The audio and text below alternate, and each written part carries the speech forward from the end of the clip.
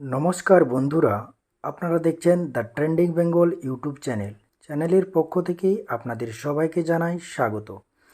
তো বন্ধুরা, আপনারা জানেন গত 29 তারিখে বিকেল থেকে কিছু অবসরপ্রাপ্ত কর্মচারীদের অ্যাকাউন্টে তাদের বকেয়া ডিএ আসতে শুরু করেছে। তো এখানে আপনাদের মনে অনেকের প্রশ্ন যে কারা কারা এই টাকা পাচ্ছে। তো সেই বিষয়ে আমি ক্লিয়ার করব কারা এই টাকা পাচ্ছে বা বাকিরা কবে পাবেন। তো সব কিছু এই ভিডিওতে বিস্তারিত আলোচনা করব। তো তার আগে যারা এখনও আমাদের চ্যানেলটি সাবস্ক্রাইব করেনি, অবশ্যই চ্যানেলটি সাবস্ক্রাইব করে বেল আইকন প্রেস করবেন। তো বন্ধুরা, এখানে দেখতে পাচ্ছেন অবসরপ্রাপ্তদের বকেয়া ডিএ দেওয়া শুরু নবান্নের। তো বন্ধুরা, এখানে দেখতে পাচ্ছেন অবসরপ্রাপ্ত যে সমস্ত কর্মচারী রয়েছেন তাদের ডিএ দেওয়া শুরু হয়ে গেছে।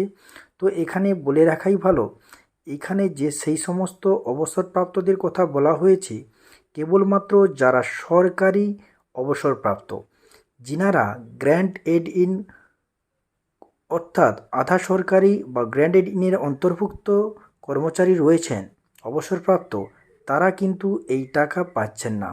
শুধুমাত্র যারা সরকারি অবসরপ্রাপ্ত তারাই এই বকেয়া ডিএ পাচ্ছে। তাহলে বন্ধুরা, উপরে দেখতে পাচ্ছেন বাকিদের সিদ্ধান্ত হতে পারে আগামীকালের বৈঠকে। তো আপনারা জানেন আগামীকাল চারটি সরকারি কর্মচারী সংস্থা নিয়ে শুভেন্দু অধিকারী মহাশয় যে আগামীকালের মন্ত্রিসভার বৈঠক রয়েছে, সেখানে কিন্তু এই বাকিদের নিয়ে সিদ্ধান্ত হবে তাদের বকেয়া ডিএ কবে পাবে বা ডিএ কতটা বৃদ্ধি হবে নতুন কর্মচারীদের, সেই বিষয়ে কিন্তু বিস্তারিত আলোচনা রয়েছে চারটি কর্মচারী সংস্থাকে নিয়ে। তো বলে রাখি, বাকিরা কিন্তু আগামীকালের বৈঠকে পাবেন। যারা গ্র্যান্ড এড ইন কর্মচারী রয়েছেন সবাই আগামীকালের বৈঠকে তাদের নিয়ে সিদ্ধান্ত হতে পারে।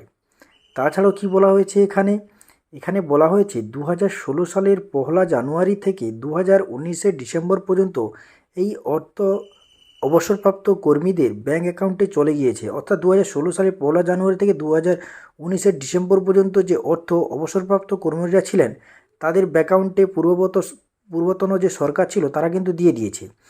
এইবার 2008 থেকে 2015 যে 31 ডিসেম্বর পর্যন্ত বকেয়া মহার্ঘ ভাতা এই রাজ্য শুরু করেছে। অর্থাৎ এখন যাদের অ্যাকাউন্টে মেনলি টাকা ঢুকছে তারা কিন্তু 2008 থেকে 2015 অবসরপ্রাপ্ত কর্মচারীদের যে বকেয়া ডিএ সেটাই পাচ্ছেন। তো আগামীকালের বৈঠকে আপনারা জানেন এই বিষয়ে শুভেন্দু অধিকারী মহাশয় একটি বক্তব্য রেখেছিলেন। তো চলুন সেই বক্তব্যটি শুনে নিই।